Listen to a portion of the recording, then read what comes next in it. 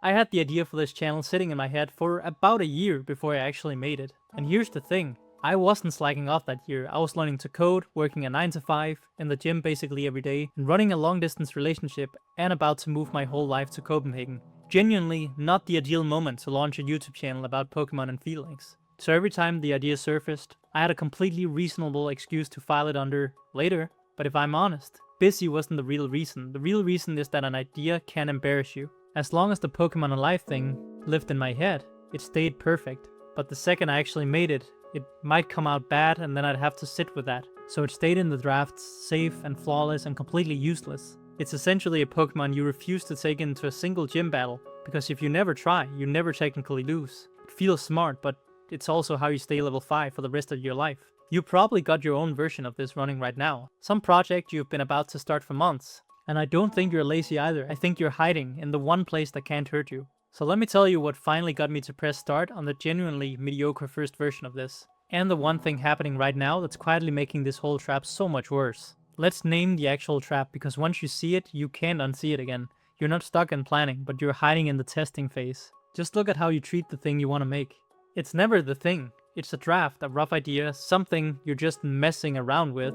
You keep it in that half-started state on purpose, even if you never say so out loud. Because again, a test can't be judged. If someone sees it and it's bad, you get to go, oh, that was just an experiment. The testing phase is emotional bubble wrap. Nothing you keep in there can ever fail, which sounds great right up until you notice that nothing you keep in there can ever exist either. There's a specific reason this feels so justified, which is almost unfair. Your taste is better than your skill. You've consumed enough good work that you can instantly clock the difference between great and mediocre. You got the eye of a critic and the hands of a level 3 Magikarp. So the version of the project in your head looks incredible, and the version you could actually make today would look like garbage sitting next to it.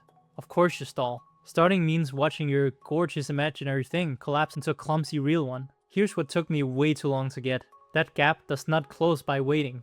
You don't watch enough tutorials one day and wake up good. It only closes by you making bad things on purpose, over and over, until your skill catch up to your taste. You have to send the level 5 version into the gym and lose a few times. Grinding wild level 3s in the starting grass forever feels like progress. You're technically playing the game, but the grass will never level you the way one gym does. And the gym is the only place you can actually lose, which is exactly the only place you actually grow. When I wanted to learn photography, I just decided, you know what, I'm just gonna post every single day to an Instagram account for a whole year and try to improve 1% with every post. And that is the reason I have a photography business today, and I've learned a lot about portrait photography especially.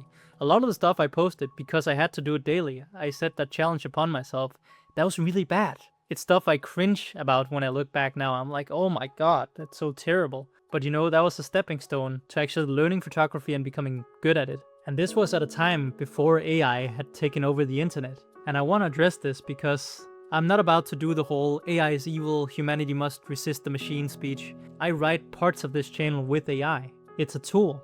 I use it. That's not the villain. The problem is what AI does to the testing phase trap specifically. First, it removes the friction, and the friction was the entire point. AI is like a bag of rare candies. In Pokemon, a rare candy jumps your Pokemon up a level instantly, without needing to battle. It sounds like a good cheat code for life, except they team your rare candy to 100 is genuinely bad. They have trash stats, because stats come from actually fighting. So you essentially end up with a big impressive number sitting on top of a Pokemon that can't do anything. That's what outsourcing the whole project does. You get the output without becoming the person who can make the output. Instant level 100, zero real skill. Secondly, AI cranks the perfectionism bar up right when you're the most fragile. You finally sit down to make your rough, honest level 5 thing, then you watch a machine spit out something glossy in 9 seconds, and your little handmade attempt suddenly feels pointless, so you don't put it out there. There's an old Frederick Douglass line I think about with this. No friction, no polish, no struggle, no progress. He was talking about something far heavier than Pokemon YouTube, obviously, but the mechanism is universal.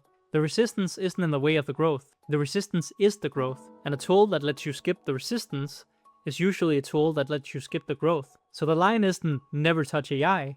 The line is use it for the boring reps, but never for the reps that actually build you. Let it do your subtitles, your resizing, your admin, the stuff that was never going to turn you into anything. But the actual thinking, the actual making, the part where you struggle and come out slightly better, that stays yours. Don't rare candy that one part of your life that was supposed to level you up. And this is the part I care about more than the AI stuff. When you skip the making, you think you're just missing a finished project, a video that doesn't exist, a book that never gets written. But that's not the real loss. The real loss is the version of you that would have existed on the other side of making it. To make basically anything, you're forced to become more. You can't just make a YouTube video, you have to learn to write, to talk on camera without sounding like a hostage, to edit, to hold a thought all the way to the end instead of letting it dissolve halfway through your shower. Every creative project is secretly a stack of skills wearing a trench coat. And you only get the skills by doing the thing. The finished video is almost a side effect, while the real output is you. And here's where I want to take the pressure off, because the pressure is half of why you don't start. You've decided it has to work, it has to get views, it has to be good, it has to justify the hours. Drop all of that. A thing you make that quietly helps 4 people isn't a failure. It's a genuinely useful object that now exists in the world. I've had videos with barely any views where someone told me it hit them at the exact right moment. And I've watched 5 view videos that changed how I saw something. Audience size does not decide value. Even if literally nobody watches, you still changed internally because you made it. That alone pays for the rough version. So let yourself make something bad, not as a backup plan, but as the actual plan. The permission to make something bad is the permission to start at all. Okay, so how do you actually get yourself out there, practically? Because you've heard this just start advice, I'm sure. It tends to not really do anything much, but it's very clickable, so it tends to get a lot of use. The 3 things that actually moved me, I'm gonna tell you about right here. The first one is give it a slot and don't rely on motivation. And what I mean by that is you want to stop waiting to feel inspired. Because inspiration is that flaky friend who shows up 2 hours late, if at all. The people who make a lot of things mostly treat it like a shift. Today, I've decided to batch record potentially 7 videos if I have the time for it. And there's a good chance I don't find it super fun when I get to video 5, 6, and 7, but it's just the most efficient thing for me and I have the time today, so I'm gonna sit down and do the work. Similarly, if you're just starting out, you gotta stick to some kind of schedule. You gotta just commit to yourself that I will post a video every single week, and I'll do that for a year and I'll see what happens. And then you have the actual upload frequency as your metric and not how well did the video perform.